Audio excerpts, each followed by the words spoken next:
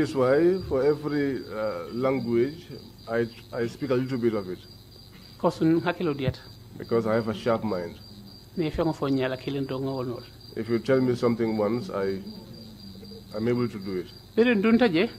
When we got in there, then we were brought down from the vehicle with our handcuffs on. They separated us, Solo and the others, they were taken away. I was standing at the center there, myself and Modungom. The vehicle carrying Kafubayo and others went past us. At this point, can you tell us what happened to the two other ladies you were with, Fatoumata Kamara and Fatoumata Jawara? You haven't mentioned them since they were arrested and put on board the ship. Ako foisa fono nyenyin tembe ini musu fala dolu menu bije Fatoumata Jawara aning Fatoumata Kamara kadu ye fala num ko ye mutale be moto kono bari imanna ila kumo fo sayeng foy be min PIU nyadantela wolto. The last time I saw them was at the PIU. I don't know where they were taken. I did not know about their whereabouts. At that time, nobody was thinking about the other. What you are worried about was for yourself. Please continue and tell us what happened at the NIA.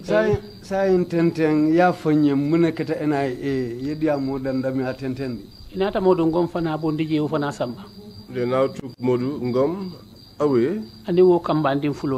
And the two other boys. So I was left alone. I then called a lady. I said to her, help me and take these handcuffs off my hands.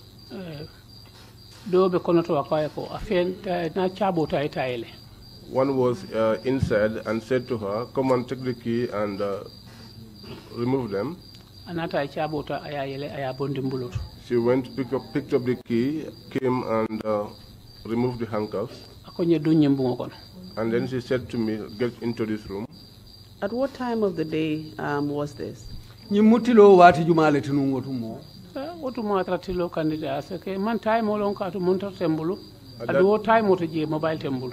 that time, the sun was hot, but I don't know what time it was. I was not having a watch, and I was also not having a mobile phone.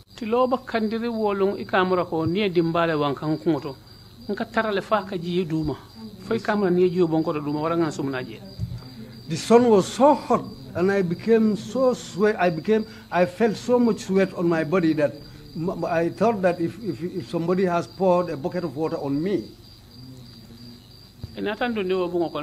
then they took me inside that room. They brought inki saverlandua. They brought a pad, a stamping pad. So then they took my hands. Each of my fingers were put on that pad and also put on the paper. All my 4 fingers were fingers printed. They kept that paper. One elderly man came there, a tall figure with white beard, with counting beads. They told me to follow that old man, he will take me to somewhere when he goes out of this room. Madam Njie, sorry to interrupt you again. At this point, where were you? Where were you processed, and where was your fingerprint taken? Which part of the NIA premises were you at? Akonyin tembeng ibenu mintole NIA la office juma ibole tunu wutumo ye bulu kondingulu tampu daming jebu NIA la mintole ti. Dunta korda ila korda kondong bum follow membe ibulu bala.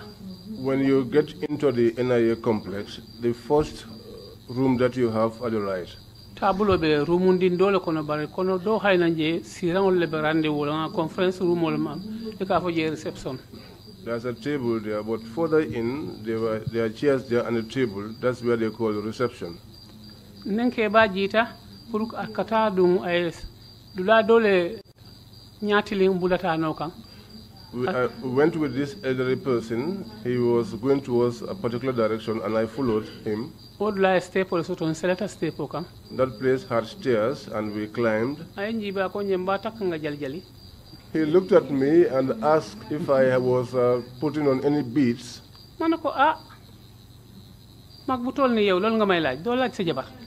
I asked him, an elderly person like you asking me that question, why would you not ask that to your wife? But he did not respond to me again. He opened the door and told me to wait for him. In that room, I found one woman seated. I don't know where she came from. She was sitting down with a veil covering her head, and her hand was just under her mouth. I asked her, have you been here for a long time? She told me that she spent 2 weeks there. I asked her what has been done to you. She said, well, nothing has been done to me as yet. I told her to have faith in Allah. Do you know who this woman was? Yo musolon ne bang? Malo. No, I don't know her. But after nabe na dem bunkili na. But afterwards, we were all put inside the same room.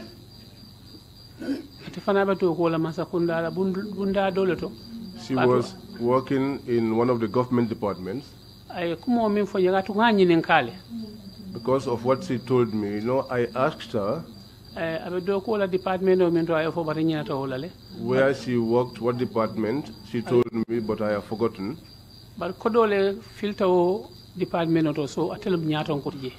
money was missing in that department, and she happened to be the head of that department. She said to me, at the time when that money was missing, she was on leave. And that was the reason why she was arrested. I said to her, well, if at all you are not the one that did it, then don't be afraid of anything. God will save you. Let's all sit here and have faith in God. Do you hear? Okay.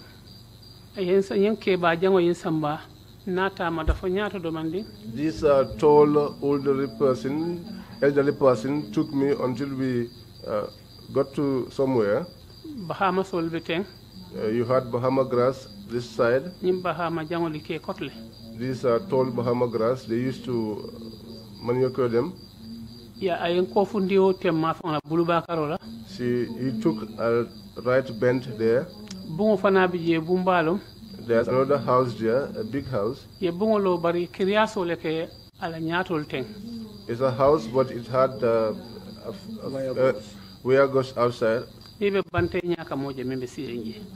you are outside, you are able to see someone who is seated inside. He opened up the door.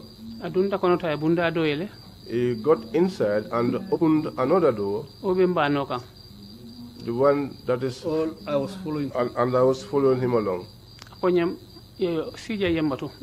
Then he said to me, sit here and wait for me, I'm coming.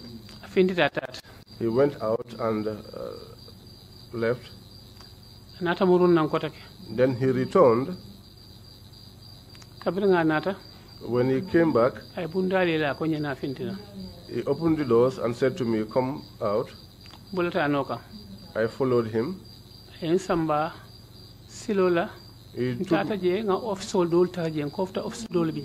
took me one path. We went there, I saw offices. They gave me a chair and they asked me to sit down.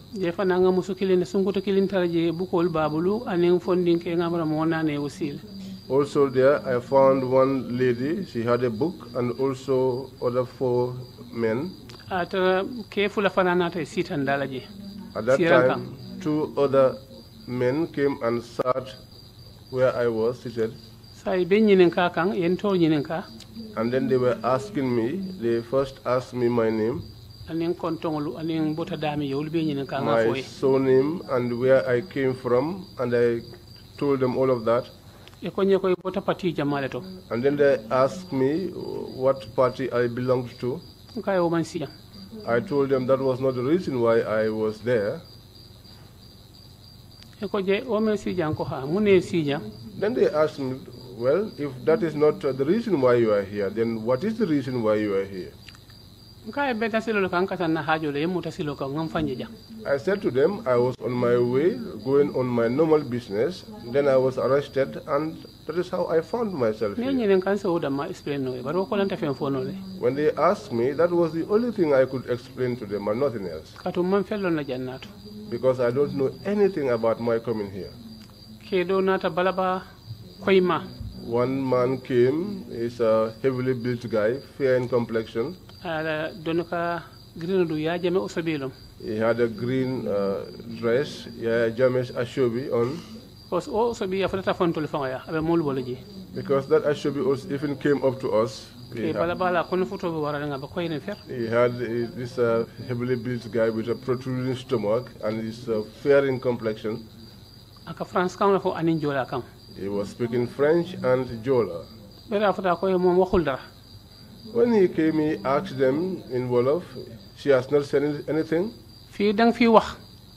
By force,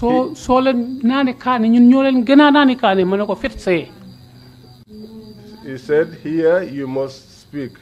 If you drink pepper, we have drunk more pepper than you have.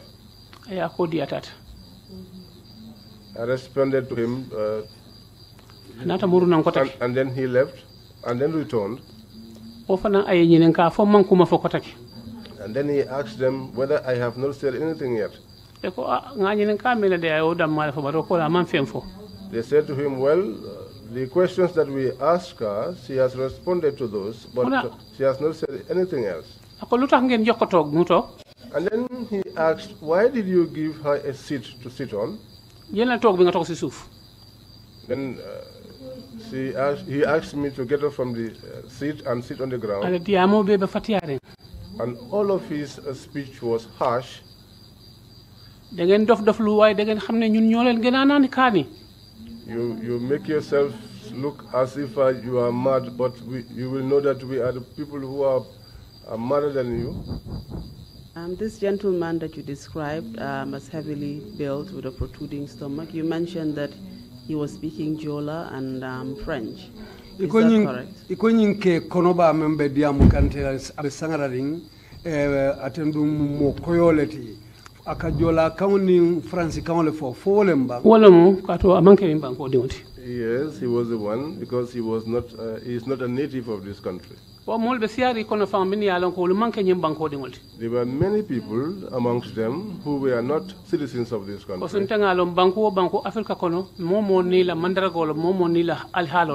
Because I know that every country in Africa, everybody, you have your own futures. I know that he came from Senegal. Because when he comes, he'll be speaking in French and be asking if this individual has not spoken anything yet. That is not... Well, that's the reason why I also responded to him saying, "Fet say." What does that mean? That means get away. So another. Then he left. And then this elderly man, the same elderly man that I was following, came back and collected me. And he said to me, come. I went out and followed him. We returned back from the cell that he took me away from, and he put me back there. And he said to me, wait for me here, I will come back.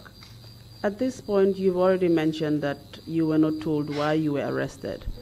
Were you given an opportunity to contact a family member or a lawyer? Akonyin tembe wairi wayatara imafo ye mutadalilo menkan. Foye nata silo dilale.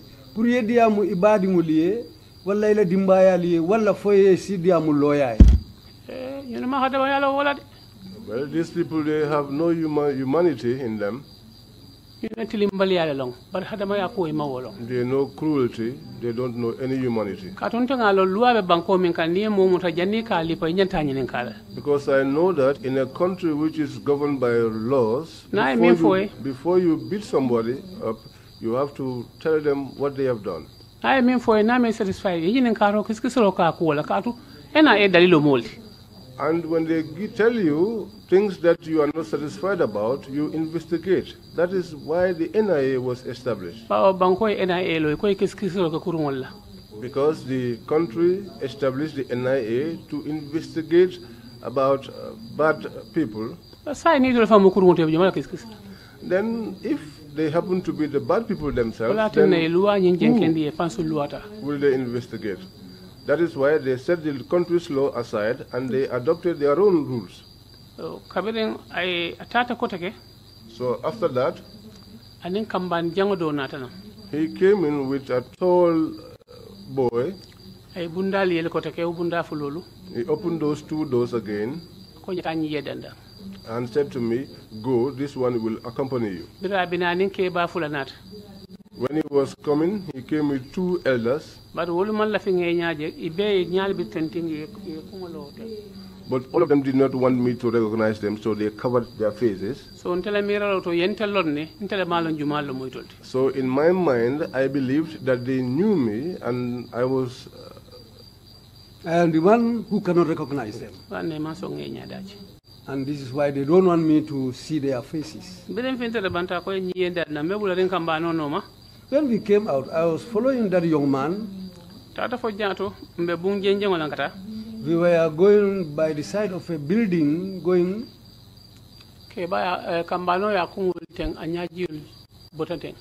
The young man raised up his face, and I saw that he was crying.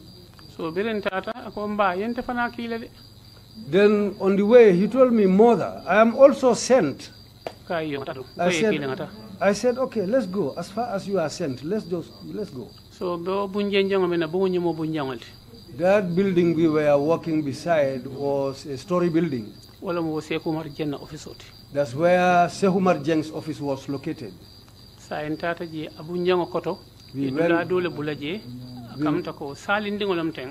We went there on the ground floor of that story building. There is a small room there on the ground floor.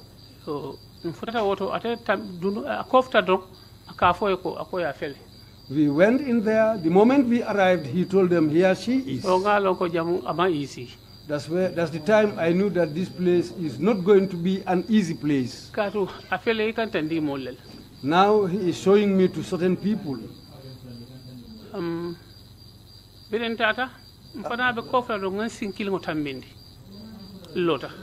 So when we took a bend, I also decided to stand. They had this black cloth in their hands. They wanted to blindfold me by force, and I also got hold of the cloth in their hands.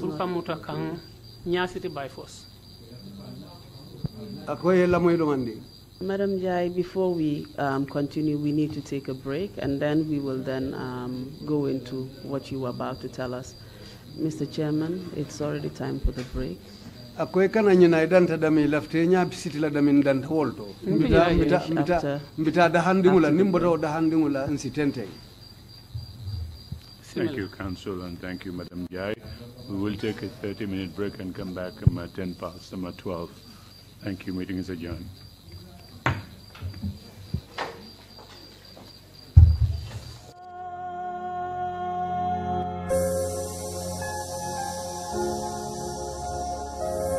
Council, are we ready to proceed, to continue or resume our proceedings? Good afternoon, Mr. Chairman. Bring the witness. Good afternoon, Commissioners. Yes, we are ready to proceed. Thank you. Please proceed. Mr. Usher, thank you. Mr. Fowle will get us the witness. Yeah.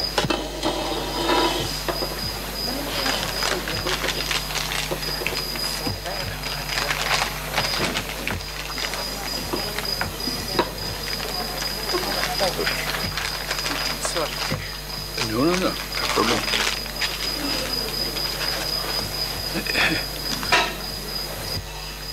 Anna,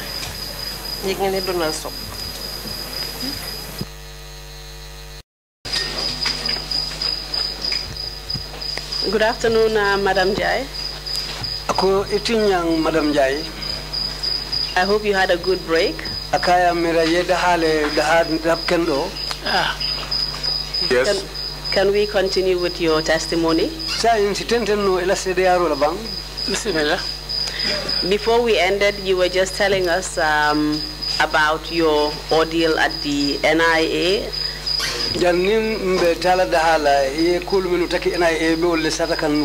And how you had been brought there after being arrested at Westfield and then later on taken to PIU.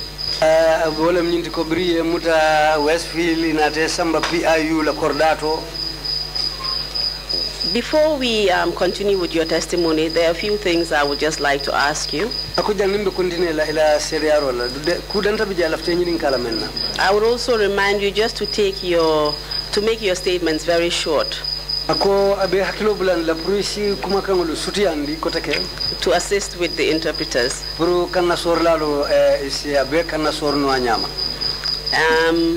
You had also mentioned these two young boys, schoolboys, who were on board the truck.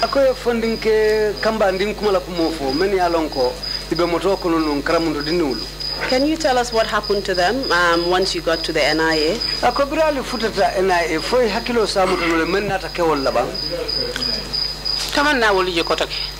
I did not see them again. Can you also tell us who the director of the NIA was at that point? Yankuba Baji. Thank you. Can you just continue on from when you told us that you were just about to be blindfolded?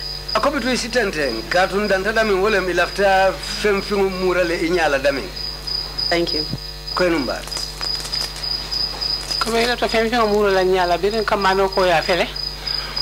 When this gentleman said to them, here she is, and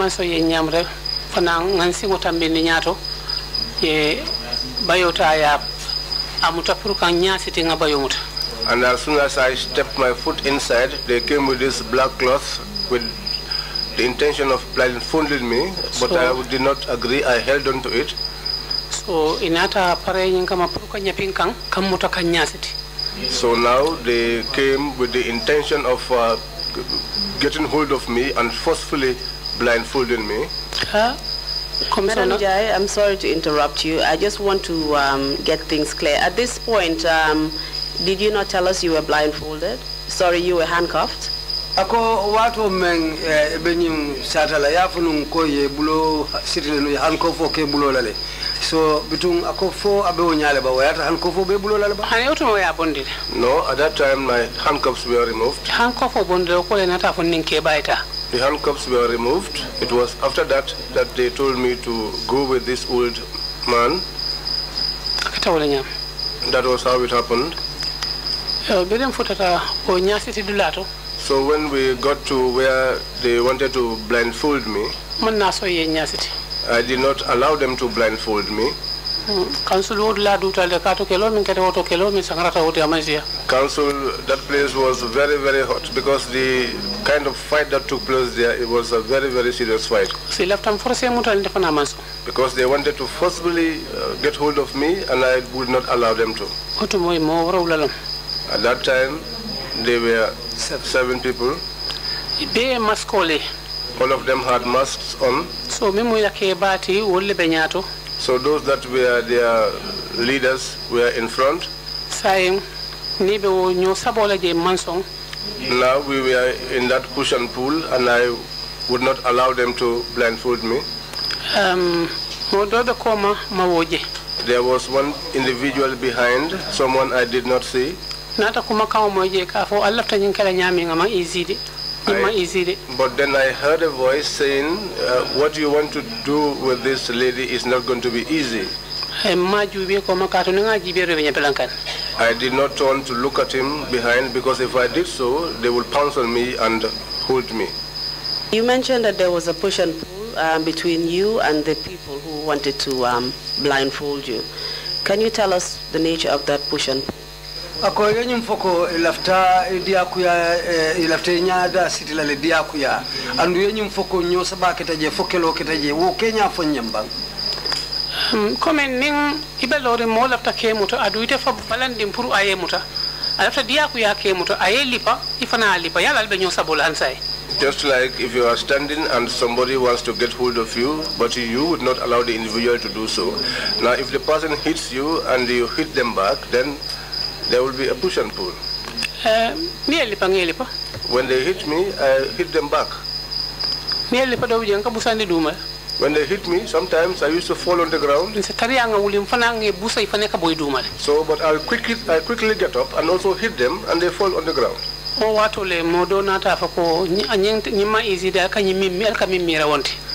was when I heard this voice, someone saying, this one is not going to be easy. What you want to do with her is not going to be easy.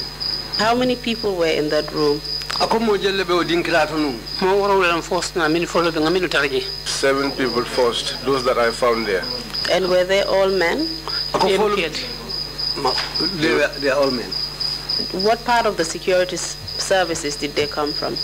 Kodum wolu ibota kanton in tankada bunda jumala wala ibota security bunda jumala antela jeroto anenge yenya men dal dolmo parality bar dolman ke paralty wolu bedo ko la jeleto wala mo la do koti. How I saw them, some of them are from the paramilitary, but not all of them are from the paramilitary. Some of them I suspect that are from the NIA in the compound there. The people that were from the paramilitary, were they dressed in uniform? Full uniform. And is that how you were able to identify them? Yes, they wore masks on their faces.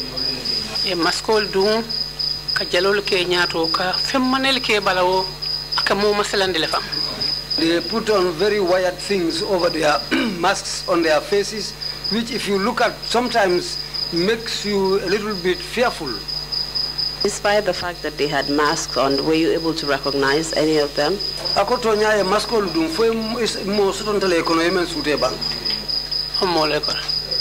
don't know anyone among them. Please proceed.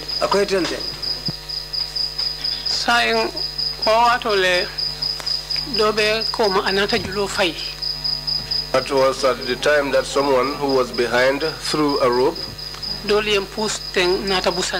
Some pushed me this way and I fell. It was a stony place. There was a concrete around the place. That was when my knee broke and it was bleeding. That was when I allowed them to arrest me, because at that time there were many. They told them to go and bring 15 people.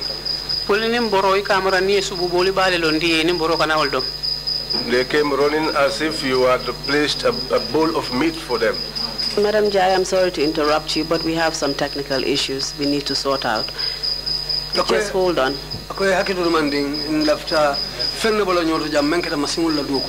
Apparently the volume, we have a problem with the volume. It's going down. We need 2 minutes to sort it out.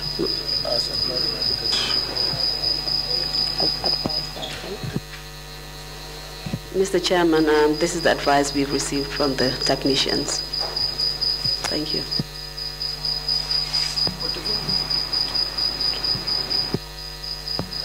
Akoy si hakitul manding yenyino foko lamoyir langolu ala kumakan ka jidu male so technicien olo ko ye minute fula dila ya bonyoto so si hakitu ye lamoyir manding bismillah bismillah. Okay. Madam Witness, can we proceed with your testimony? Ako sedo fonse tenten no sediaro labang. Yes. I'll just ask you a few questions before you proceed. You told us that they tried to blindfold you, these PIU officers and other people who were in a room, and you refused, and they later started to beat you, and you fought back. Is that correct?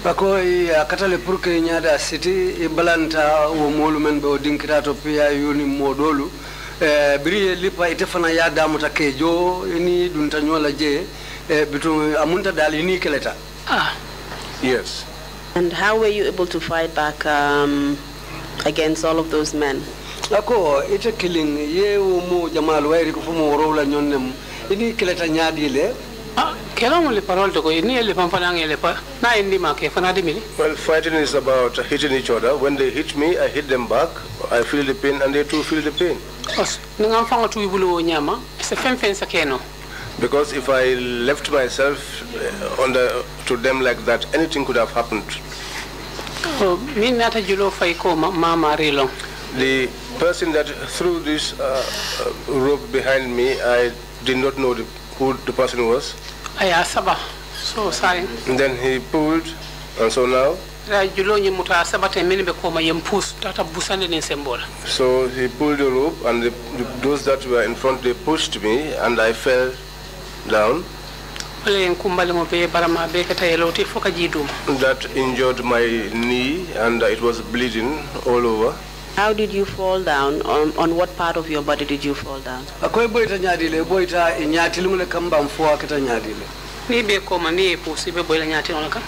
If they are behind you and they push you, you will fall on your face.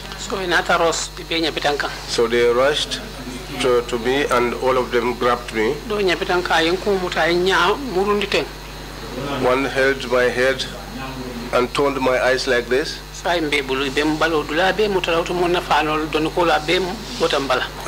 was under their control, and they were holding me everywhere. That time my clothes were off my body. My shirt was all torn. Can you just tell us on what parts of your body you were being hit at this point?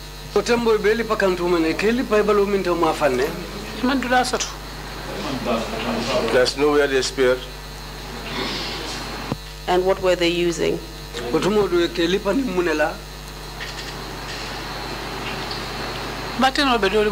Some had batons. Some had whips. Those are plastic whips.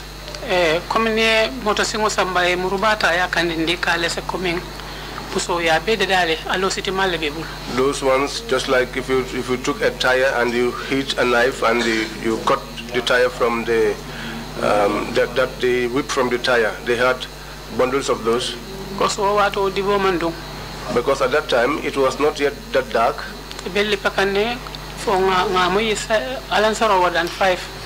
They were beating me until I heard the Muslim call for the 5 p.m. prayers.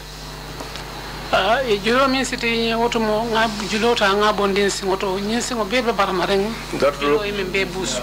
rope that they used to tie my leg, at that time I removed it from the leg that was injured when I fell.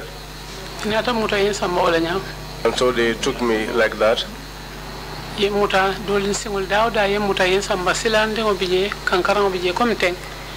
Tata foteng yenjindi je kamunta korda katu bungol biye bungo killing feloren kokayas biye duma ya beke kokayasolti.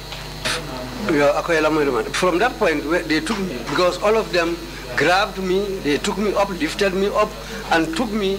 They walked a little bit distance and took me to somewhere else, like a compound in a compound, because there were 2 houses on each side of the little road. And can you tell us, apart from the injuries that you had on your knees, you mentioned that your knees were bleeding, were there any other injuries that you sustained anywhere else on your body? Ako tembo ya fununko ikumbalingulu bebe yelo boka wato men yow boyoke silam wokola fo baram wokete ibalo dula dolu telebang menni kumbalingulu tekilindi. Yes.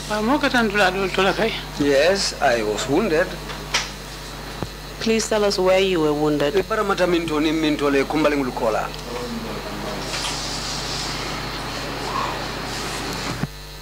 Take your time, Madam Njie.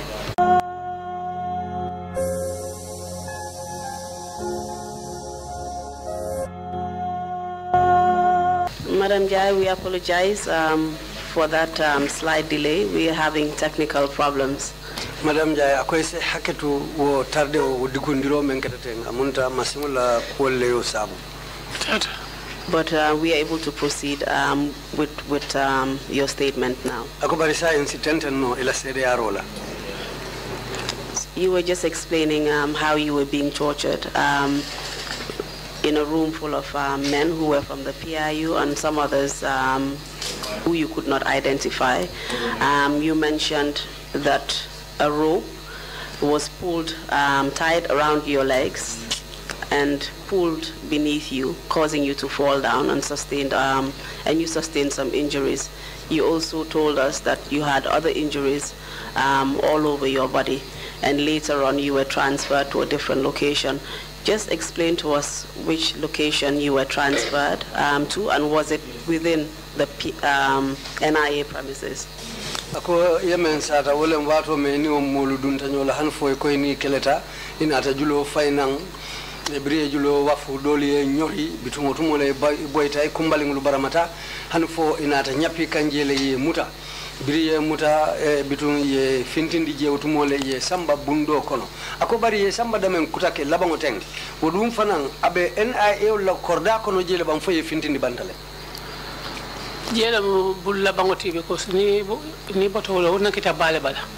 Well, it is still inside the NIA compound, but I think that's the last area of the compound because it's the area which is towards the seaside. And they told me to get up and go inside the room. I got up and took my wrapper and tied it around me and then went inside the room. The areas of my right part which were torn and cut, I decided to tie them up. By that time also my shirt was all over torn on my body. That one also I tied certain parts together so that I can put it on. I went until at the door of that room. I found a big gun lying at the door of the room.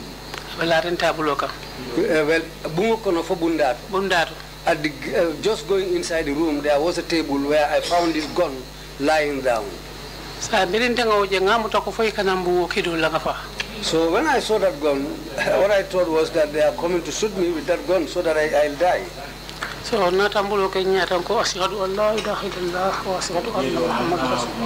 then I covered my face with both hands. Then I decided to go call Allah's name. So that if I am going to die, I will die with Allah's name in my mouth. The elders who were standing there, they laughed. They told me, you have no business with this gun.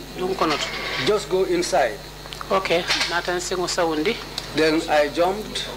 Because at that time my leg was completely numb, but I decided to bend down, get hold of my leg, and decided to go inside the room. Because that place is an underground. I went in there.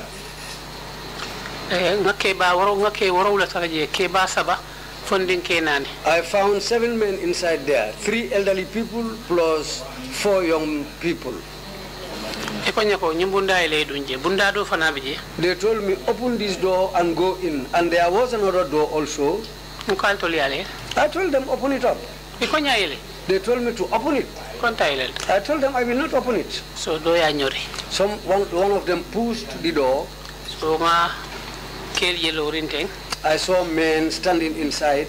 They were all having sticks in their hand.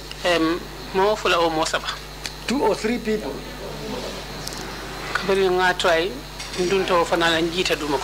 When I got in there, I also decided, I went in and I went downstairs. So,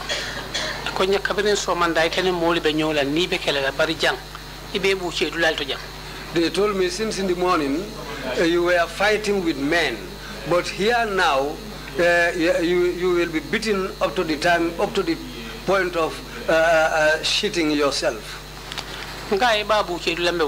I told them, sorry for the language, I told them it's your mothers who will shit themselves. wato meduna je wato men namba fala ko la ilaha illa anta subhanaka inni kuntu minaz zalimin. When I was going there, I was calling Allah's name. Ya Rasulullah mata nasrullah inna nasrallahi qaribun. Then I went on reciting these verses from the Quran.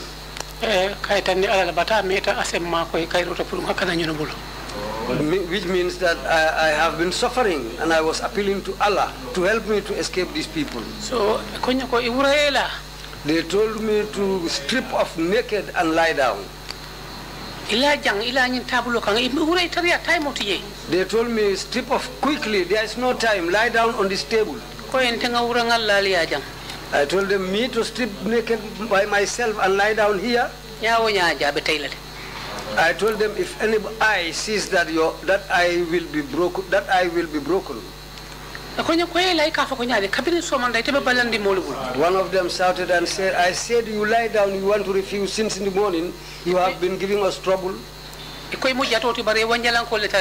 You said you are a lion, but we are made of zebra stuff. I told them I found people here whose mothers have not been married. They told me you've started insulting again. I said yes, your mothers were not married. They told me lie down. I told them no, if you see that your eyes will be spoiled, I will not lie down. Just starting.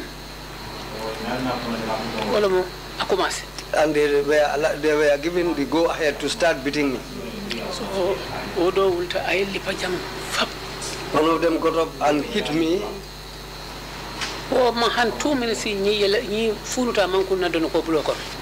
Before 2 minutes, that area was so swollen that it was unable to fit in my shirt. So they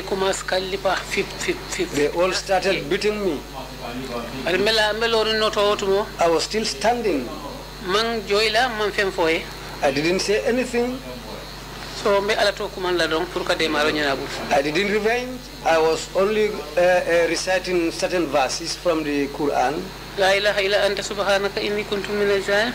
And I went on reciting the same verses. Ya Allah ya Qayyum ya Karim ya Jul Jalali wal Ikram. So I continued reciting these verses. Because dula bebe saltere ni ngalo. Ye mole faje because yellow le bije a baby sinanding a baby namare. The place was so wet with blood that I suspected someone was killed there, because the whole place was sticky with blood. And then one of them, after beating me for some time, one of them told them to stop beating me. They told me, you. Madam Njie, you said this place was so filled with blood. You thought someone had died there. Where did this blood come from? Did it come from you or from somewhere else? Ako yenyum foko je beni yelo lem isobita ko mole faje o yelo aboteti le bala fo yo yelo taraje. Amambonte bala ngataje. The blood is not from my body. I found that blood there. Tabulo bela renje. There was a table there. Ye roto pempen concrete ko kono santo. Mumfe? Roto. A rod was in the wall inside the room there. It was the concrete was made with that rod inside. There was a rope type on that rod. And the rope came all the way down. That was also tied.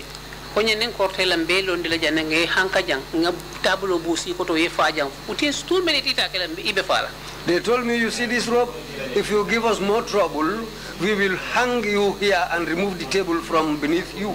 And you will die here before 2-3 minutes. I told them, well, that's your own, those are your words. But I haven't heard them from Allah. The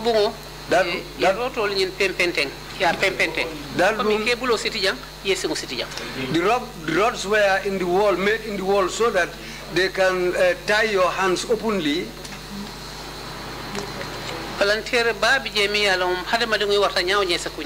There was a big window also. However big a person is, you can fit into that window. When they opened that window, the waves were hitting the wall around that window.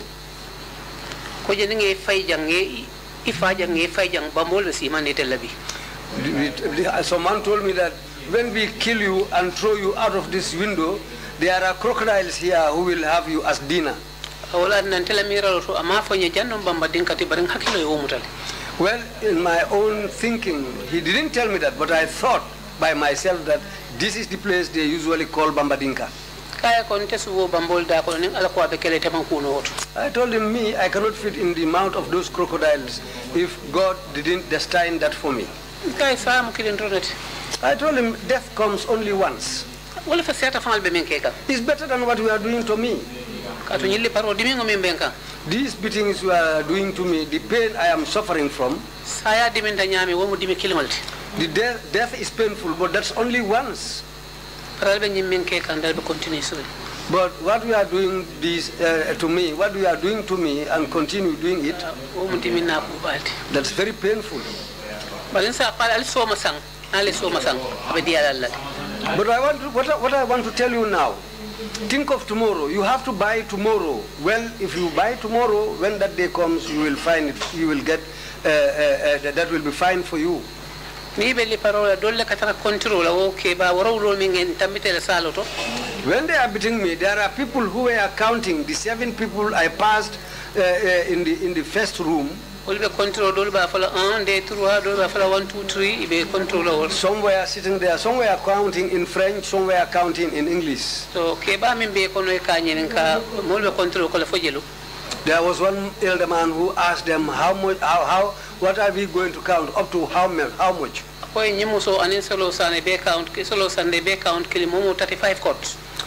Then one of them said, this woman, we will treat her the same, we will give her the same treatment as Solo Sandeng. We will give them 35 cots. After they beat me up to the point, I think that's when when they stopped counting. When they were, those who sitting in the other room said, okay, excuse. So that's the time when they opened the door.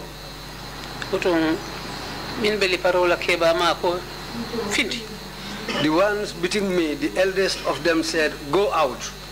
Your companion, what we are going to do to your companion, you will see that also. At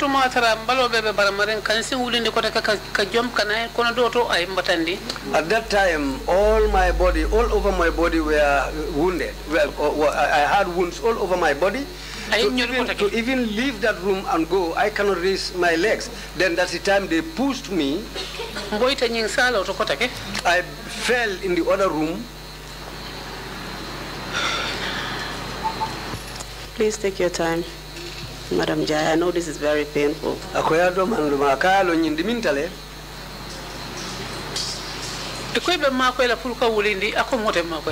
Someone tried to help me so that I can get up, but one of them said, no, don't help her. Well, I tried by myself. The table where that gun was lying, I got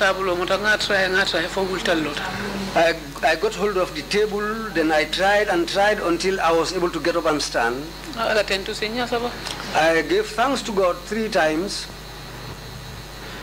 Madam Njie, you told us that you had injuries all over your body, but I would just like to concentrate on the particular areas that you were injured. Can you tell us whether you were injured on your head?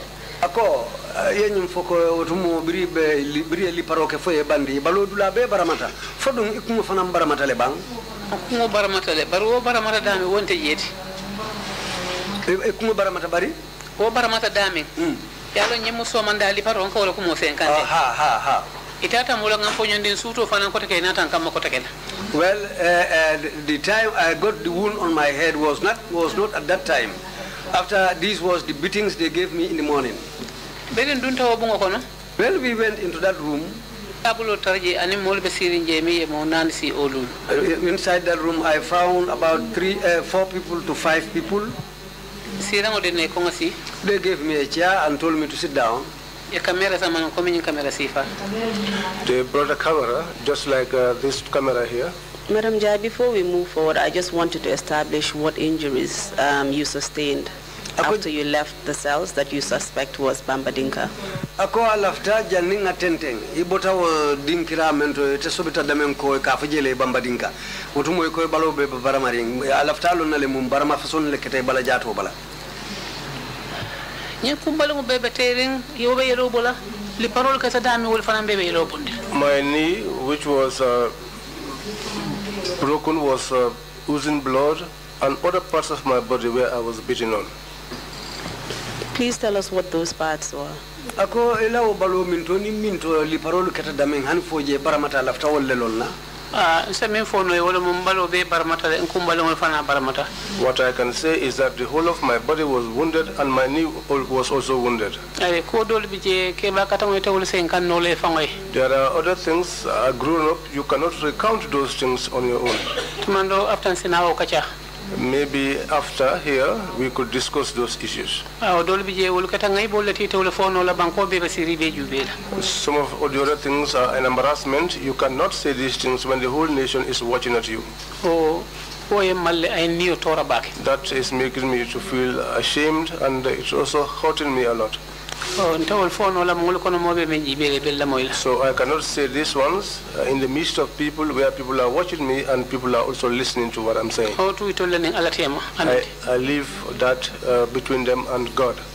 And we appreciate that, Madam Njie. We respect your decision. Tell us those things that you're comfortable telling us, and just proceed with your testimony.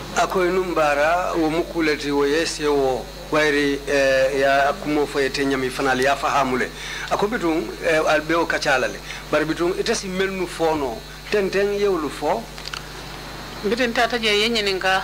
When I went there, they asked me min folo yenyeninka wala mo ke ba jangoti mi ganyela don ko tum foduma. The first individual to ask me was that older elderly tall guy.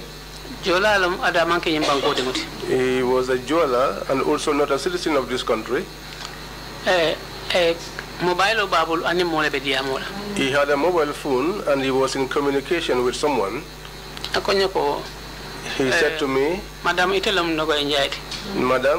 you Nogoi Njie?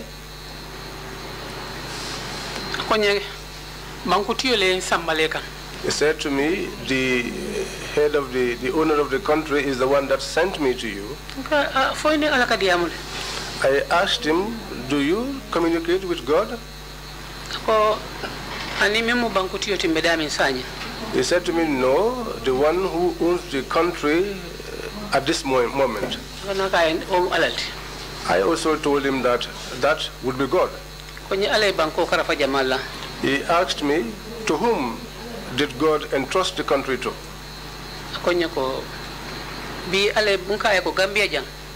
I said to him, here in the Gambia, that person is Yaya Jammeh. He said to me, he is in need of you. He wants to hear that there is a large a crowd or group behind you. He wants you and all these people that are behind you to cross carpet. Now, how much will that cost? I said to him, even 25 utut, it will not worth that. I asked him, is he the one that sent you? And he said yes.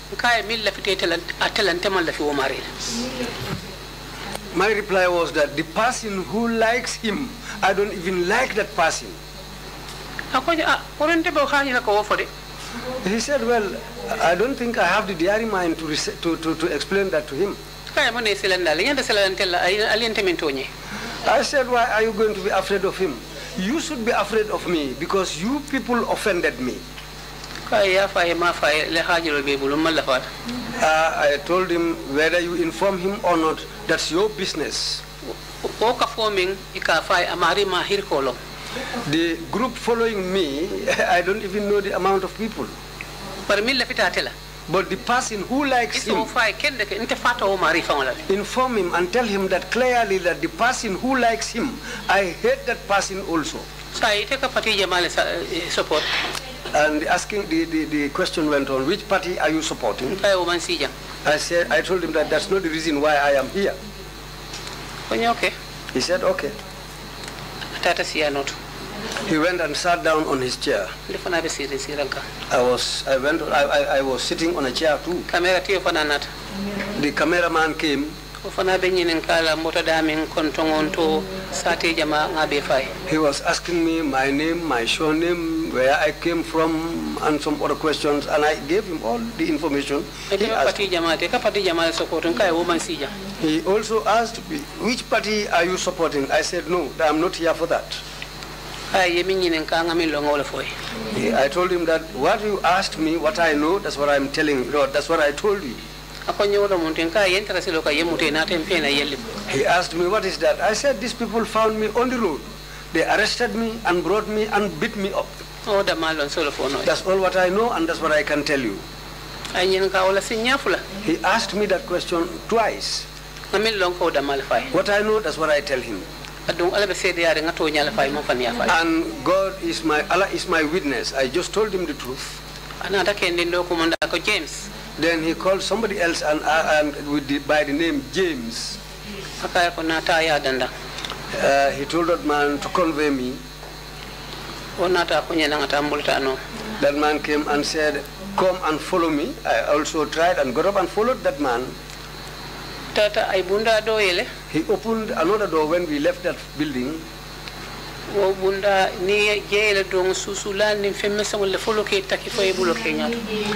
The moment you open that door, the first thing you realize is the room was full of mosquitoes, plus other flying insects and a lot of other things that you see in the room. And there was a very small window with a wire gauze. And inside the room, there was a part where there was water, stagnant water inside the room. He pushed me from behind and told me to go and sit down inside that water. I didn't even look at him. I didn't. He told me, I am talking to you. I said to him, hey, go and sit down there on your backside. He said, you are insulting me. I told him, what are you? He said, okay, we will meet again. I said, until that time. I sat down at a corner.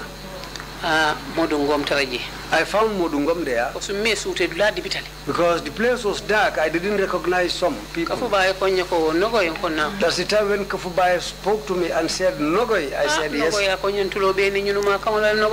He said to me, Nogoi, I've been hearing the fracas you had with these people.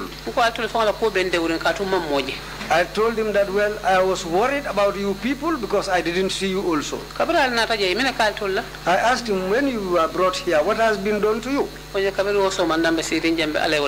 He said, since in the morning we were brought to this place, that's how we are sitting here.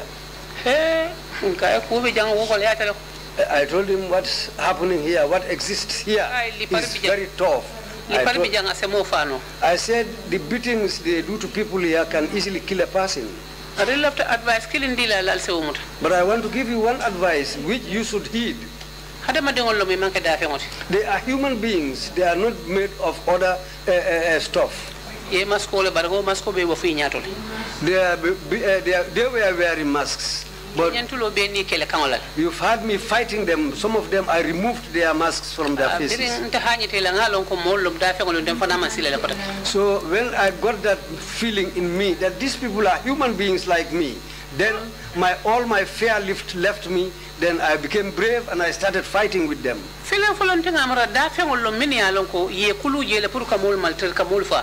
Formally, I thought that they were animals who were trained there so that they can kill people. So, but when I became brave and removed some people's masks from their faces, I realized that they are human beings. They are just wicked. Don't be afraid of them. If anybody hits you, hit back. If they tell you to strip naked, refuse. The shirts or the garments you are wearing will reduce the pain of the beating. If they hit you and you revenge, that will also take some time. If their accounting is completed, then they'll leave you. This is what I can tell you. You should all have your faith in Allah. Don't leave Allah behind. I sat down. They came again and opened the door. They brought in Solo Sandeng and pushed him inside. The same man called James. They told him to go and sit in that water, that stagnant pool of water there. I told Solo, don't sit in that water. He said, well, these people said I should sit in the water. I got up and I held Solo's shirt and pulled him towards me. They opened the door and called Modungom. He left, and that man also, I had them beating him. After they left him, he came back. They called Kafubayo. Dembo Jabang or Ibrahim Jabang. They came for him and took him away, and he was also beaten. When they returned, all of them were bleeding, especially Modungom. He was bleeding seriously. At the end, he had to use his mouth to drink his own blood. The way how he was bleeding was so bad. I shouted to him and told him, you want to make yourself mad? I removed my head tie and started wiping blood from his body so that he will stop what he was doing to drink that blood from his own body. I took off my wrapper and spread it on the ground. Can you tell us where Modungam was bleeding from?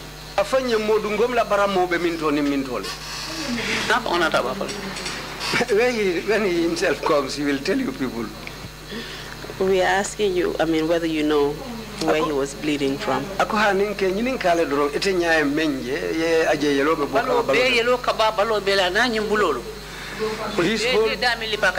His whole body was bleeding because wherever they beat him seriously, the skin splits. All the areas which were beaten and the skin was split were all bleeding. Those are the areas, the serious wounds where he used to suck his own blood. At the end, he sat down and bent his head. I held his head and told him, raise up your head. I said, you can be my son.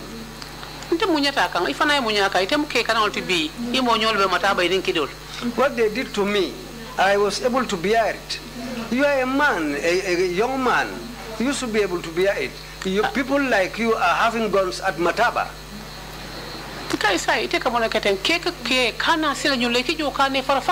I told him, what are you doing? Be a man. Don't be afraid of these people.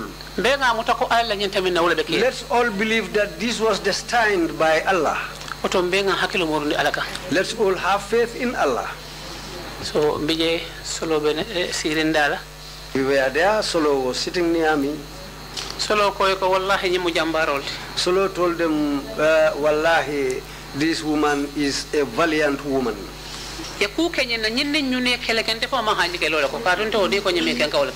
What they did to woman, I saw it, and this woman fought them. The way this woman fought them is amazing. He refused to agree to what they want to, and then he fought them back. She fought them back. I told them to come and lie on the wrapper which I had spread on the floor. The wrapper that I had under me, I tied that one properly. I took my head tie and tied it properly also on my head. I told them, all of you lie down and stretch. I got up and started massaging their bodies. Until at some point, some of them started to fall asleep. Solo himself started sleeping or to the point of snoring. Folo jannaka sino ko nya baraka ila nyins masaji rombalo fela fe atayif. Before he could sleep, he said to me, "Thank you for the massage. My body is now a little bit better." But he also said to me, "You too, you lie down. Very soon they will come because they used to come during the night." I said to him, "There will be no release in here. It's only beatings that will take place here." Madam Njie, can you tell us the pool of water that you described where when each of you came in, you were asked to sit in that pool of water? Do you know what it was? Ako Madam Njie, ko jiwo membe wo bungo kono ne yemen dundi na ikafale aliyeta si wo jiwo men kono. Foya kono sile munji fason nemu. Sumuna ke solo sumuna. It was a urine. Kabol belorinje. There were bottles standing there.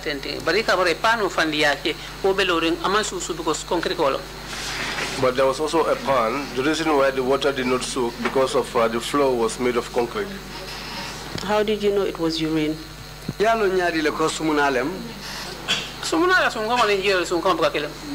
smell of urine and that of water is not the same.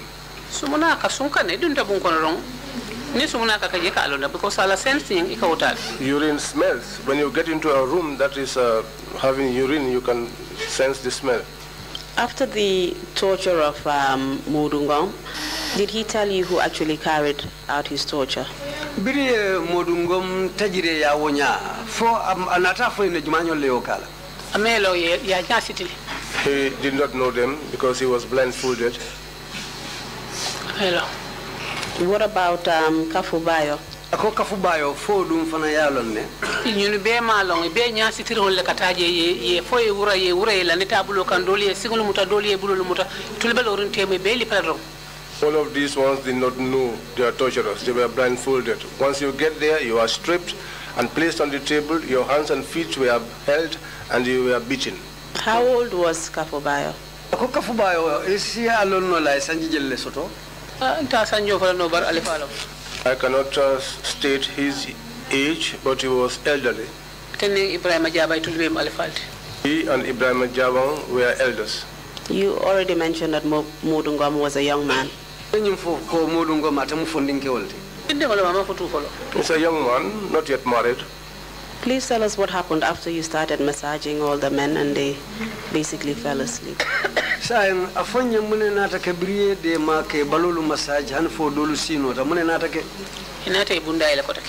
They came and opened the door again. They called out for Solo Sandeng.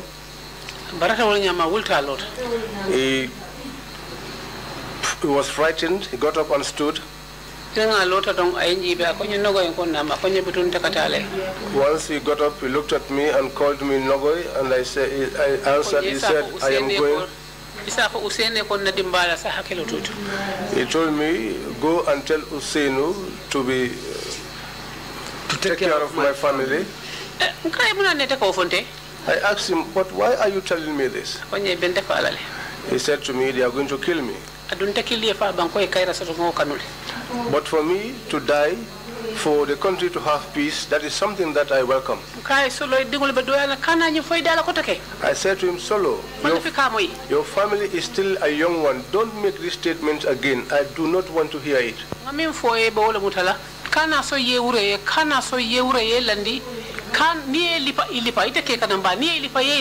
What I said to him, just hold on to that which I told you. Do not allow them to strip you and to beat you up. And when they hit you, hit them back. You are strong. Don't allow them to beat you. I asked him, why would you allow these bastards to beat you anyhow they want? When they hit you, it will pain. But when you hit them too, it will pain. Because I said to him, these people where they are now, they are all smoking of alcohol. So when you hit them, they will fall. So do not submit yourself to them so that they will beat you and kill you, because your family, your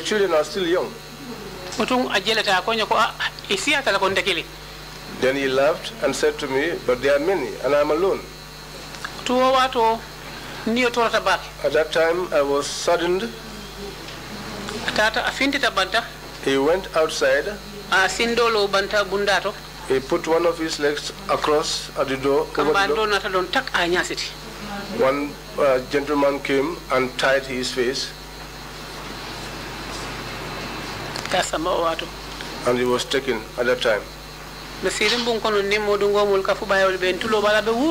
were inside that room, Modungom and Kafubayo, but we heard him screaming. I said to Kafubayo and Modungom, are you hearing Solo's screams? Just as we finished that conversation, the door was opened once again. And they called out, Nogoi Njie. I said, what is it?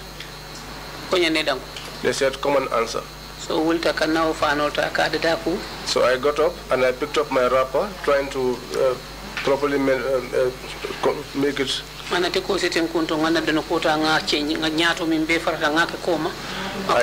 I tied my head tie properly. I took my dress which was torn and I put the torn side at the back.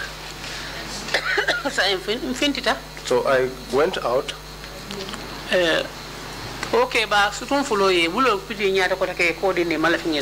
So those two gentlemen, those elderly gentlemen, the short ones, they covered their faces with their hands because they did not want me to recognize them.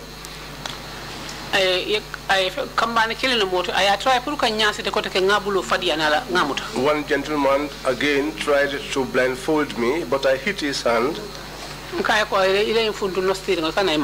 I said to him, do not touch me with this nasty cloth. He said to me, but if I do not blindfold you, I'll be accused of not doing my job. So I asked him, so tying the faces or blindfolding people almost the age of your mother, is that the work that we are doing here? Then I told him that you better think of tomorrow, because tomorrow is inevitable. It will come one day. He said, well, the reason for this is the place you are going to, you shouldn't see that place. I said to him, I think those people whose mothers were not married are the same people who are beating Solo. So what are you hiding from me? Let's just go.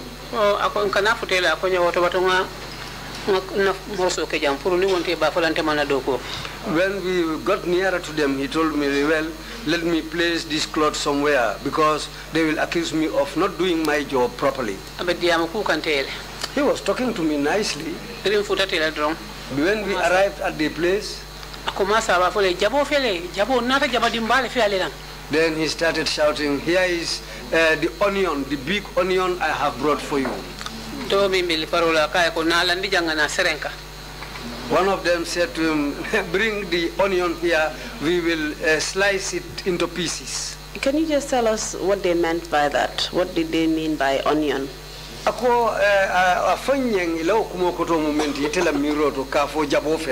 did you understand it to mean?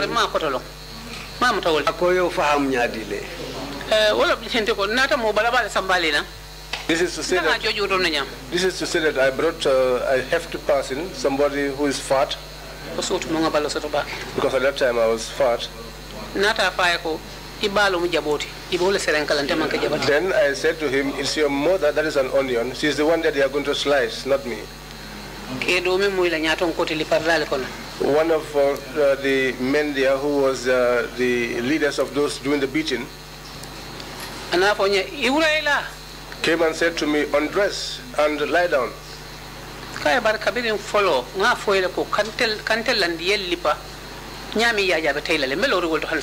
I said to him, from the inception I told you to strip me naked and beat me. Any eye that sees me will be broken. It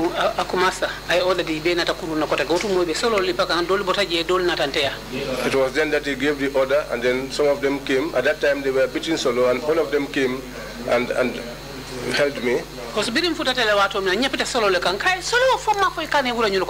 Because when I arrived there initially, I went and I grabbed Solo and I said to him, Solo, did I not tell you not to strip naked? At that time he was stripped, he was only left with his underpants. He was not wearing any shirts, and whenever he was hit, that place used to break.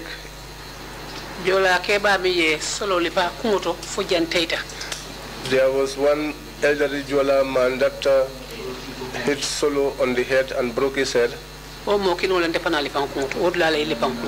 That was the same man that hit me on the head. It was at this point that I was hit on the head.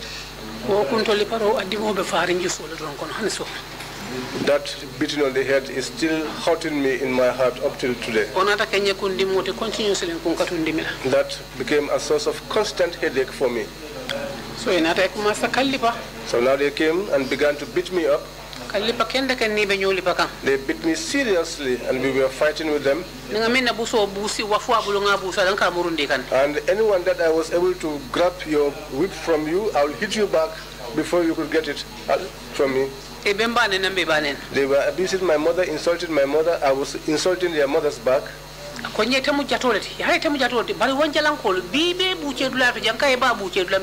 were saying to me, you say that you are a lioness, but today you have met with zebras. You will know.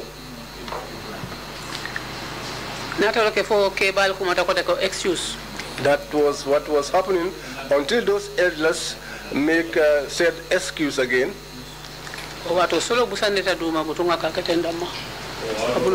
At that time, Solo fell on the ground and he was doing like this. At that time, my chest became so congested that it was difficult for me to breathe. When they stated, when the guys gave the signal and said excuse, then they brought me and sat me down. The leader of those who were doing the beating, they took up Solo and took him up.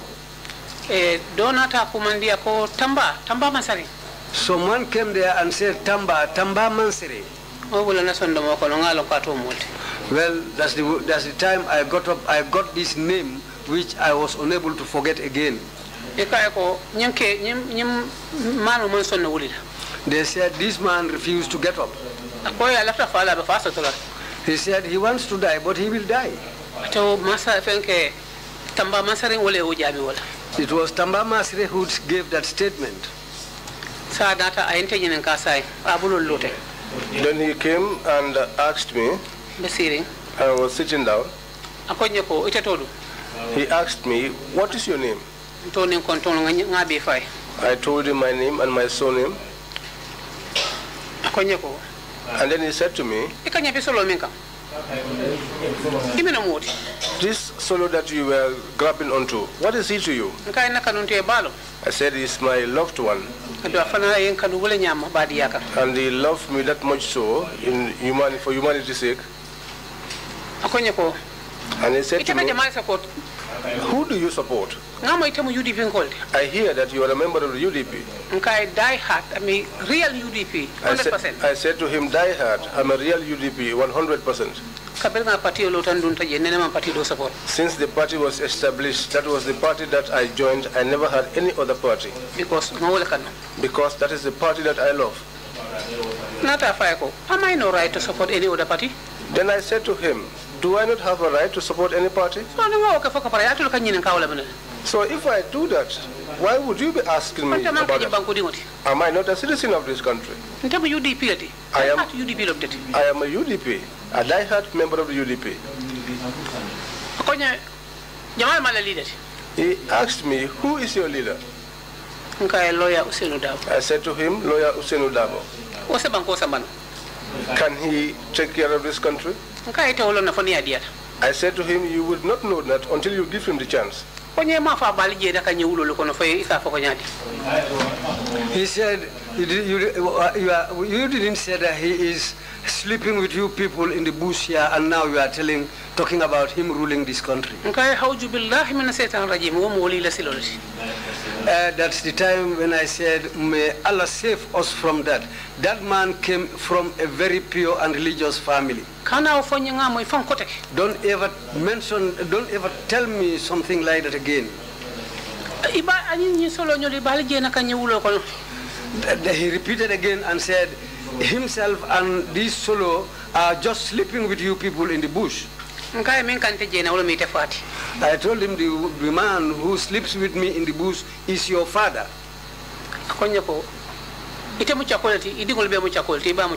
He told me you are a harlot, your daughters, and even your mother. I repeated the same thing to him. I told him your father, your mother, your siblings are all harlots, and you are a harlot. He told me to shut up. I told him I will not shut up. A small man like you, a small boy like you talking, why shouldn't I reply? He asked me, are you saying these things to me? Are you insulting my mother this way? Since the morning you are insulting my mother. Do you know who I am? I told him I do not want to know who you are.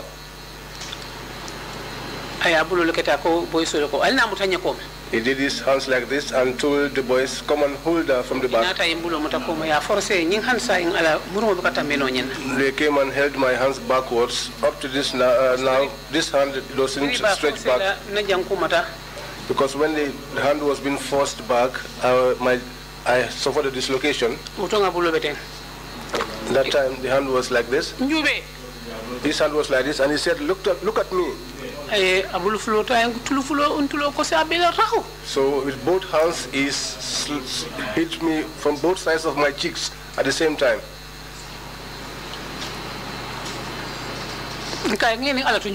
I said to him, I leave you with God. He slapped me again, twice. For the third time, one man who was sitting beside me, also, it's a tall fellow.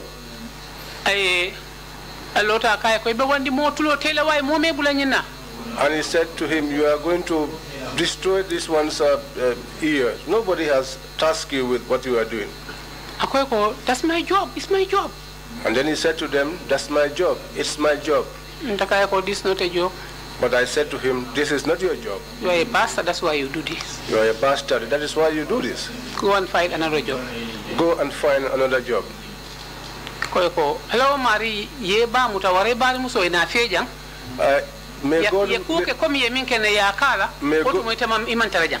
May God will it that your mother or your sister will be arrested and brought here and be subjected to the same kind of treatment that I went through, and that would be a time that you would not be here.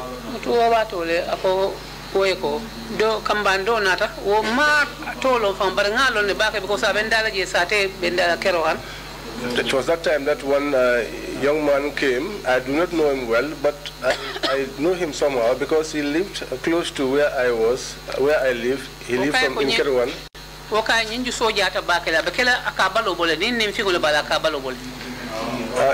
He told them, this woman is very stubborn. It could be that when she's been beaten, she used to have a means of resisting or hiding herself from the pain. And then he said to me, open up your mouth. Let me look at your tongue. I said to him, put your hand inside and see. If I did not cut his hand, then he was lucky. He held my finger. He turned it and it broke. So it was just pointed like this. But I held it and I forcefully tried to return it back to position. At that time, I was shivering. My whole body was shivering. My hands were shivering. He was about to fight with this individual. That other young fellow told him that you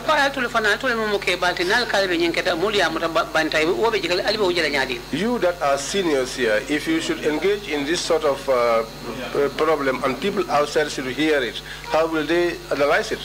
Okay, go and talk to him. This fucking civilian want to disturb me my job. Then he said to this guy, go and talk to him. He's a fucking civilian. He wants to disturb me in my job. Okay, you fucking soldier. Then this guy said to him, you fucking soldier. So I will talk. Then he got up again. And he was restrained. Then he said to him, do you know who I am? The other guy told him, you don't also know who I am. Then he was made to sit down. Then he sat down.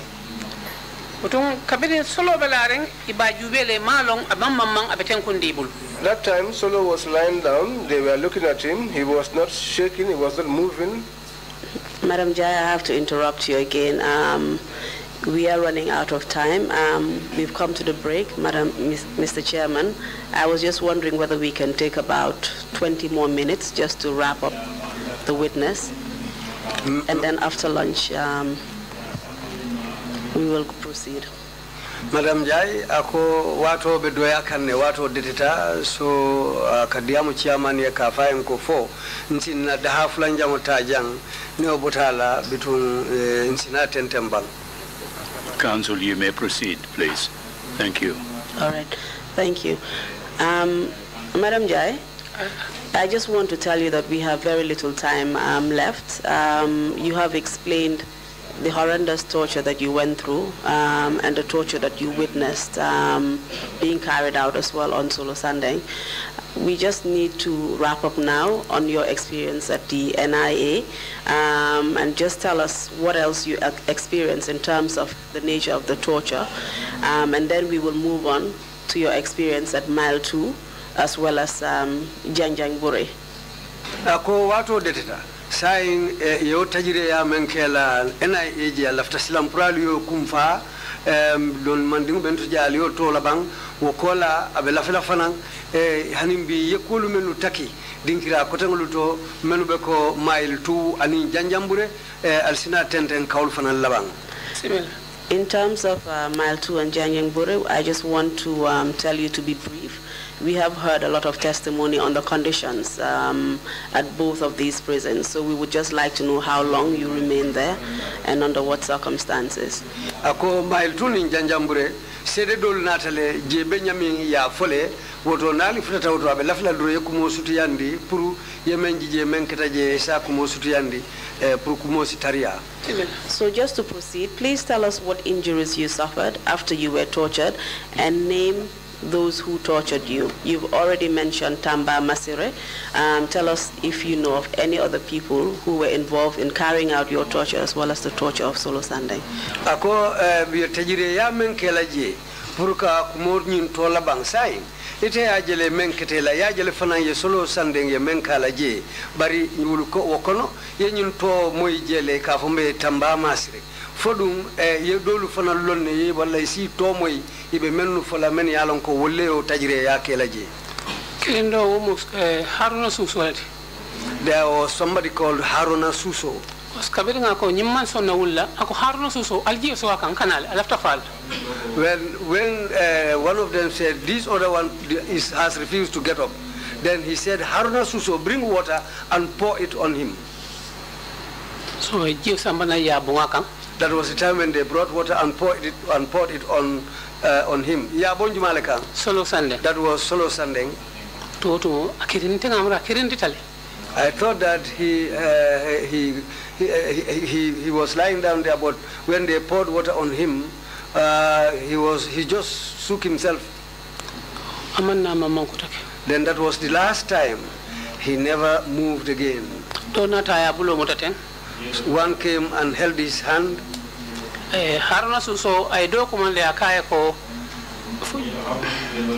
Jibril Salla o. Then Haruna Susoko also called somebody's name. I'm not quite sure whether it was Jibril Salla. Jibril today at all. She said it's not Jibril. She's thinking. But the surname is Salla. Tukuloro. Tukuloro. Alam Tukuloro Mantara Naja. You know, we don't have a lot of Tukulors in the Gambia. Most likely, he is also a foreigner. That man also got hold of Solosan and said, look at this. This man is gone. Then the third person also came. After they look at Solo, they said, this man is gone. And this man gone, all of you father. That means the person has died.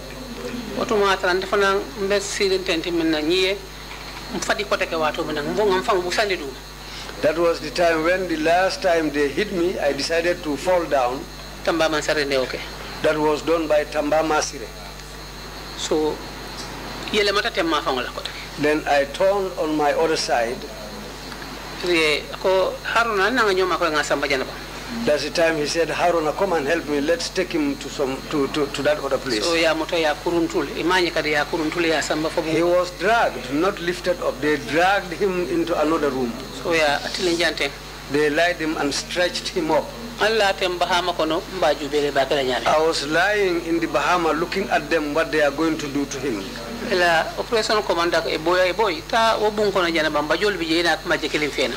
Then the operations commander said, called somebody and told him, go into the room. There are blankets there. Bring one blanket. Please tell us who you're referring to as operations commander. You mentioned him before. Operations commander Jumale Mateng. Sheikh Omar Jeng. Sheikh Omar Jeng. He is the man who sent the other man to go and bring a blanket. So they covered him with that blanket and wrapped him up as they used to wrap a corpse. If any one of them comes and looks at him, they will realize that this person has died. When their doctor came and looked at him, he also pronounced him dead. He sent the same man again to go and bring another blanket.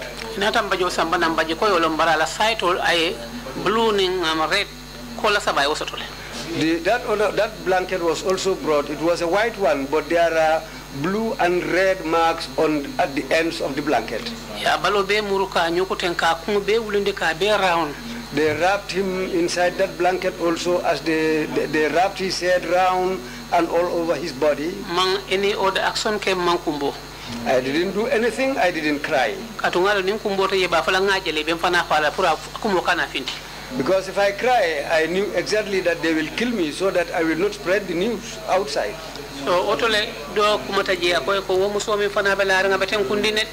Somebody told them that woman also lying there, she's also lying down steady. The operations commander said, go and pour water on her and see.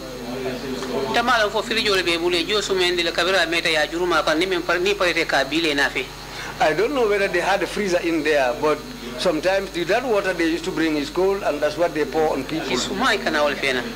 Cold water, that's what they bring.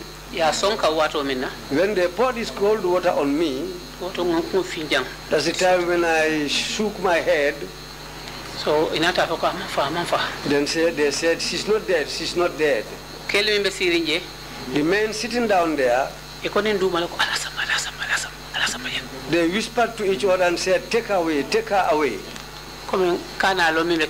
So that I will not know what has transpired there.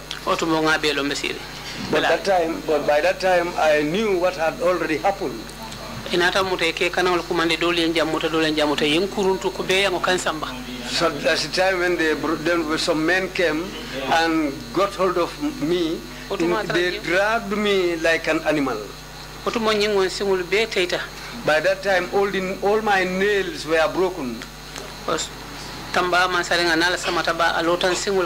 Because Tamba Masire with his boots came and stamped on my legs. Even before falling down. I told him, remove your legs from my leg, remove your boots from my leg. You are wounding me. She said, the person I am going to kill, you are now talking, saying that I am wounding you. I told him, you are lying. If Allah didn't kill me here, I will not die here. You don't have anything to do with that. Madam Njie, was he standing on your foot or on your knees? Standing on my toes. 4 toes. So was it your nails or your knees that were injured?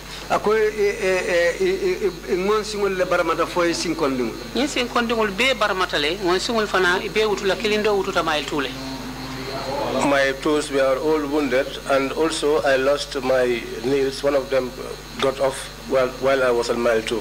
What other injuries did you sustain?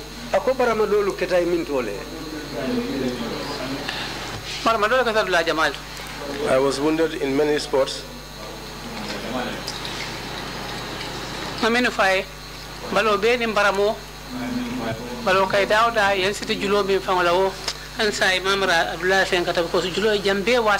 My whole body was wounded. Even where I was tied with a rope, there's still a mark on my body.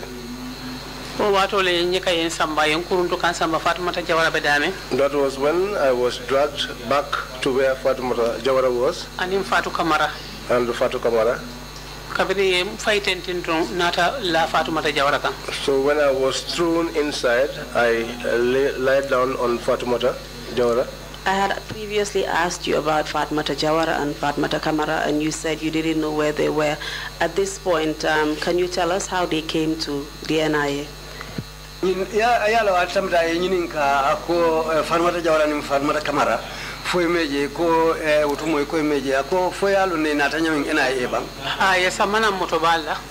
they brought them in a truck. That time they were beating me. I saw them. The truck came and they were being disembarked and they were taking the men away. They were blindfolded and then brought along. That was when they came and they bent down where I was and they said to me, they said to me, you said that you are not aware of anything that was happening, but Fatoumata Jawara said that it was you and Sonia who are the leaders of the people who were out.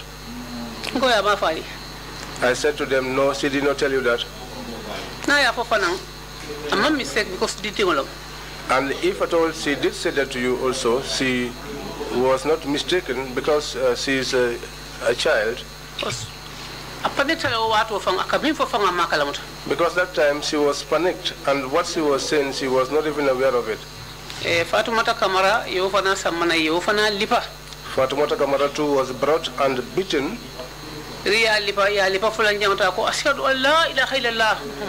When she was beaten for the second time, she invoked the name of God. It was during the course of that beating that one elderly person came from the evening prayers.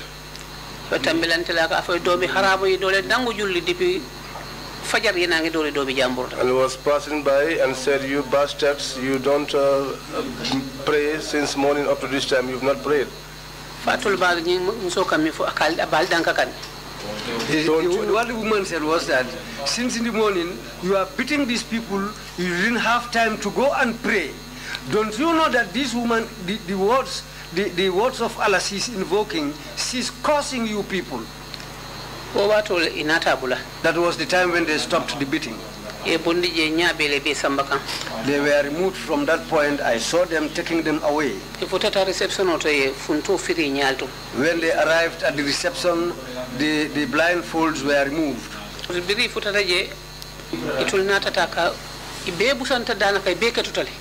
When that was done, they all fell down. It looks like they were even fainted. So that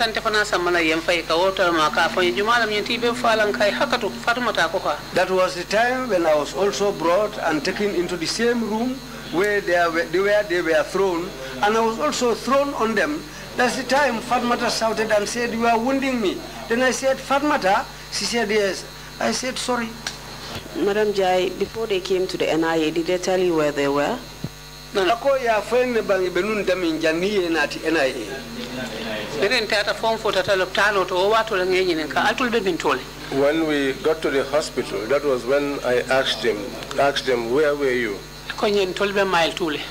And then they said to me, "We were at mile 2." They said to me, "We were worried about you because you were the only one who was absent from us."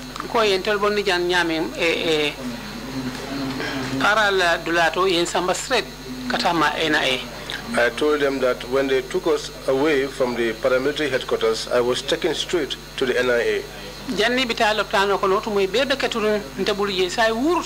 Before they were taken to the hospital, they had all fainted, and I screamed. At what point were they taken to the hospital? Was it before or after their ordeal at NIA? Ako ye sambalop tano to wati jumale. Jani ye lipa NIA lombang for liparingo kola long wonata ke aye sambalop tano. Liparingo kola long. It was after the beatings. You never lying. They were lying down. Inata gio fena purka dila yemin. They came to give them water to drink. Ala gio busa tata fajana. I hit the cup of water in the man's hand. Because those people, they were unconscious. So a moment of conscious position somebody who is already unconscious, if you want to force water into that person's mouth, the water might go the wrong way. The water might go the wrong way, and that person could die. Because they are liars. They will just say that they died in another way. Operation commander say Omar Jeng ako lamin lansanya yoko akay tab mako yena fe ko sam pour ka dimo sumiyandi bala. That was the time when the operation commander Sir Omar Jeng told Lansanyang, the medic there, to go and bring a medicine so that that will be a painkiller, some sort of a painkiller to reduce their pain. The man came back in a hurry. Ay bendango nyimbondi ay fenkota ay kati ay bendanta ay posino be sabaje. He came with a syringe and broke the seal of the medicine and decided to draw all the medicine into the syringe. Ala bendango fadi nkaita mo penkula ja. I pushed away the syringe and I told him that you are not going to inject anybody here. Kay bo han killing foni fango wulita isita. Unless they got up by themselves and decided to take the injection by themselves, then that's not a problem. But the condition they are in right now, I will not allow you people to inject them. That's the time I pulled Fatmata Jawara towards me. Fatmata Kamara towards me. But by then, my hand was so swollen that whatever I hold, I have to use my two hands. But at that point, I forgot even my own pain because of unhappiness. I said, let's all bear and have faith in Allah. We have nobody to stand for us here, but only Allah can stand for us here. I told them to have faith and have courage.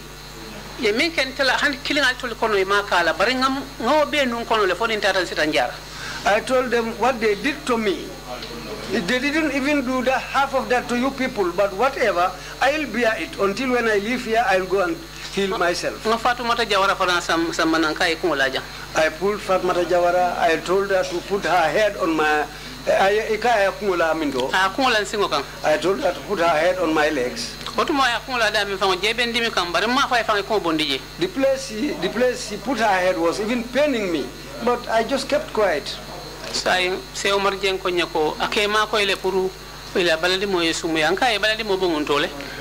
Sir Omar said to me, he is assisting them so that the body pain will subsidize. Then I asked him, where is the body pain coming from? I heard from you that you are the operations commander, aren't you?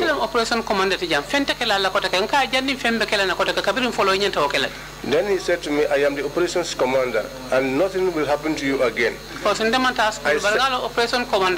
said to him, then that should have been said in the first instance. I am not schooled, but I know as an operations commander, you are the one who operates everything the way things should go. If you had given the instructions that we not be beaten here, nobody would have beat us. And now you come here and talk to me about being an operations commander. Madam Njie, I know that you want to say everything that you want to say, but we really are running out of time. I don't know if we can proceed to the hospital and what happened there, and then quickly proceed to what happened at mile 2. Thank you. Akayalone kumujama beda ilafta menu fala barbitun saing watu le deteta nsita l'hôpital to menketa je okola nsita mile 2. A lot of battle I commando ko F. He stood outside and called and said F. Kai on dress motoka ne kamale. And said, dressed up, a vehicle is coming to pick you up.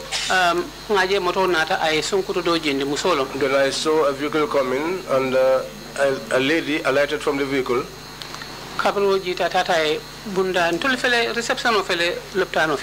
So when she came, she went and opened the door. We were seated here at the reception. And over here you had the hospital. They assisted us and took us to the hospital.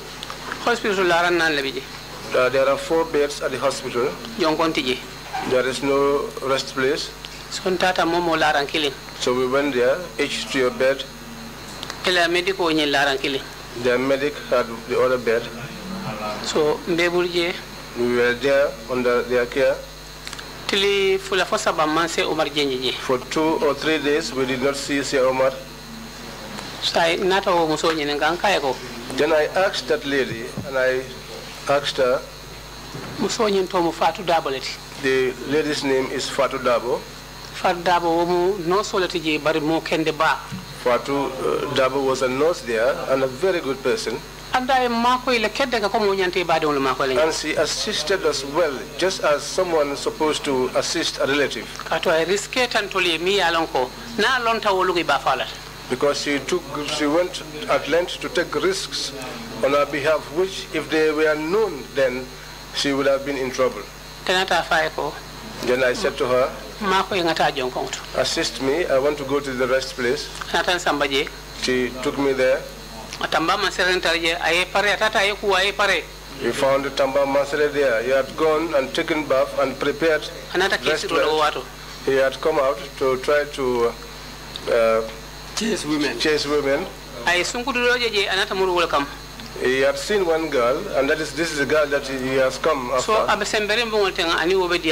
He was leaning on the door and talking to that girl. Fadabo said to them, please move away from this place. My patient is going to the restroom. So they all dispersed. I went to the restroom and I held the door of the restroom and I was looking through the window and observing him. He signaled to the girl to follow him. When I came out, I told Fadabo, this man is the man who gave me all these wounds on my body. He is the man who broke my finger. He is the same guy who beat me on both sides of my cheeks. Fadabo said, well, I don't know this man. I don't see him around here usually. I don't know him. So, not a mistake. I made a mistake there. Because if she had been somebody who gossips, she might have informed them that this lady has recognized you people. They might even be punished for that. That's the time I remembered that. She brought me inside the room and she went out. When she came back, what she told me that was, hey, Mother Nogoi, you really recognized this man. Then I kept quiet. I didn't say anything else. So I didn't want even to talk with her again.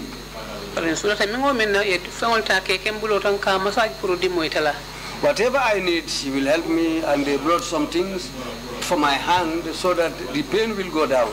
The fourth day was when Omar Jeng came, the operations commander. She said to me, Aja, and I answered. He said to me, but the boy said that you don't accept the food that is served here. I said to him, I am the one who refuses to eat that food, and I have also instructed these others not to eat the food. Madam Njie, how long did you actually remain at the hospital? In the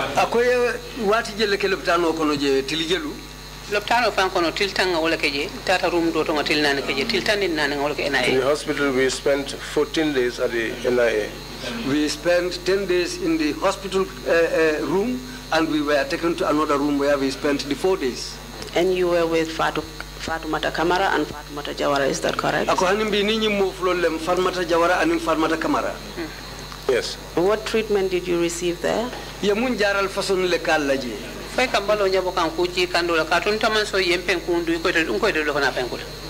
Except the massage which we had, they used to warm water which they used to massage our bodies. But we did not get any other treatment because I would not allow them to inject us. I said to them, these 4 days, not eating will not kill anybody. Because here, whatever you think of has a capability of happening. Did your wounds heal within that period that you were at the hospital? Okay. It did not heal. And how long did you remain at the hospital? 10 days. And where did you go next? We went into another room where we found 2 sponges and a red carpet. The room, when we got in, I went around the room. I went behind and I noticed there was a restroom there.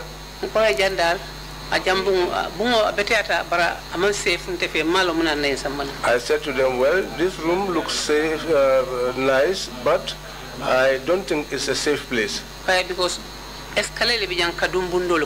Because I said there are stairs which lead to another room.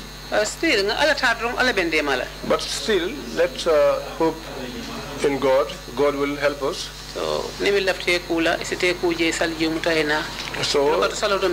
if anyone wants to wash, you could go there and wash. If you also want to perform ablution, you could go ahead and perform ablution. All we have here is to keep praying to God. And after you left the hospital, where did you go to?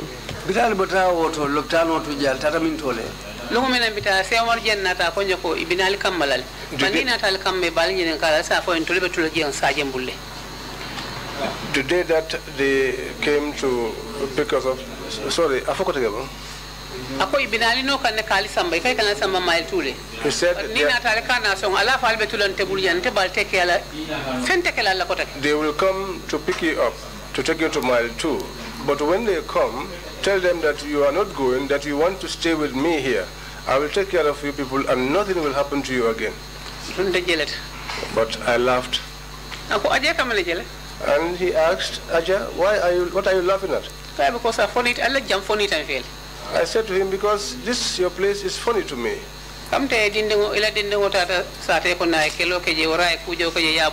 It's just like your child goes out and fights or is beaten in the streets.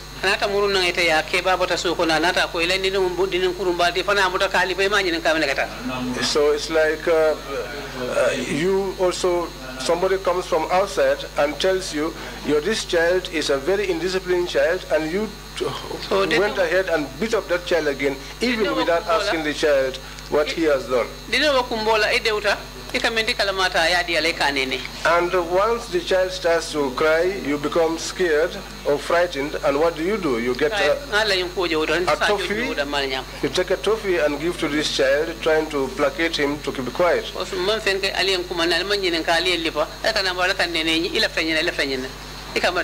This is how I see your displays. Because we were brought here, we were beaten even without being asked what we have done, and now you are asking us to tell you what we want.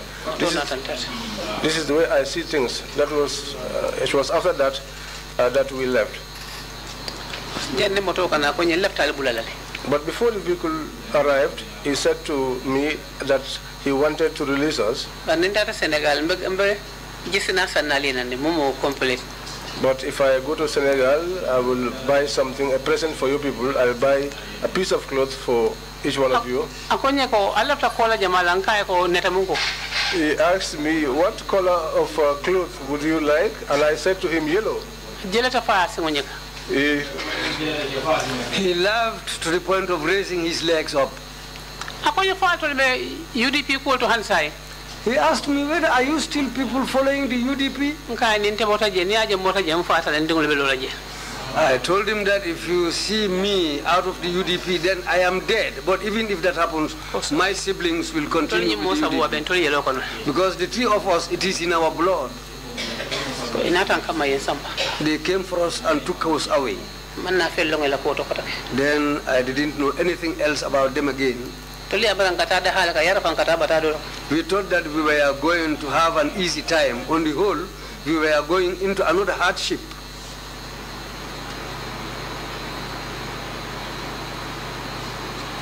Did you eventually end up at Mile 2 prisons? They took us to Mile 2 and we were given wooden shackles to wear.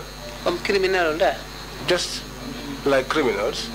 Do you know in which section of the prison you were kept?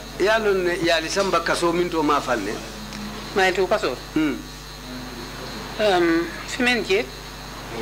Female gate. The place you were you there with only women or there were other men there? There are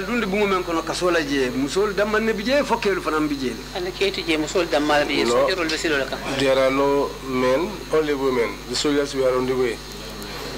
And who were you there with? The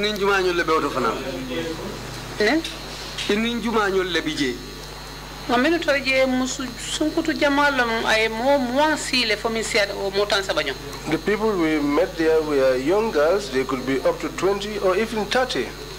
We went and joined them. We also found Juguna. We also found Fanta Dabo. And you were with Fatmata Kamara and Fatmata Jawara. And told Samba remind and remind prison and told me Samba what? They took us to the remind prison. Coming in the remind prison. While we are at the remind prison, Hussein Lamuso Aja Maindur. Hussein's wife Aja Maindur. Tomorrow Sifa along Asada Sambayana. She brought us all different types of food you can think of. Labangala inata akonye puruka domoro fenyana ay kafere ke akadundu nyame atelialo. In the end, they used to bring the food inside, but whatever strategies she used to do that, it's only known to her.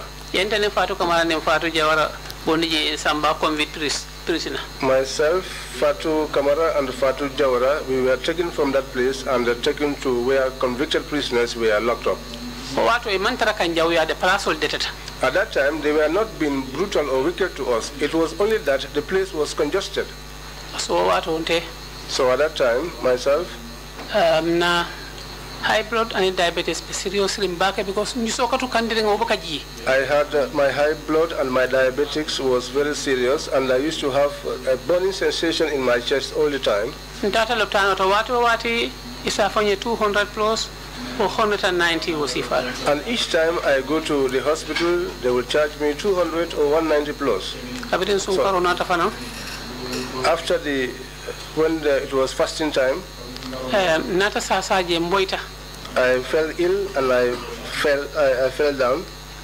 Inata commander okay told Nata. No say prisoners made a call and the nurse came. They took me to their clinic. Kabren Sambaje went check a for 5 minutes. Nayak Soto Albula Calafret.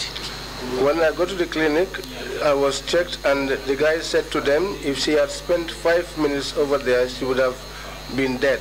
He gave me a tablet and said I should put it under my tongue, and gave me another tablet and said that I should drink that one. They called an ambulance, and I was put in.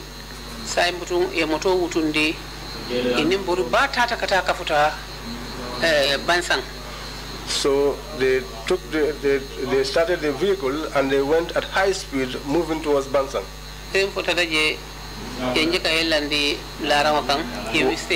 When we arrived, I was put on a bed and I was examined. At what point during your stay at Mile 2 were you taken to Bansang? Ako wati jumala yalo ibenu Mile 2 le. Sai wati jumala na tebondi Mile 2 foka ta fo by Sambala Bansang. At that time I was not aware. I just suddenly saw myself in Bansang. Where in Bansang? Bansang Minto. Bansang Lotan Bako, no bidding foot at a jedro. The Bansang mean hospital. When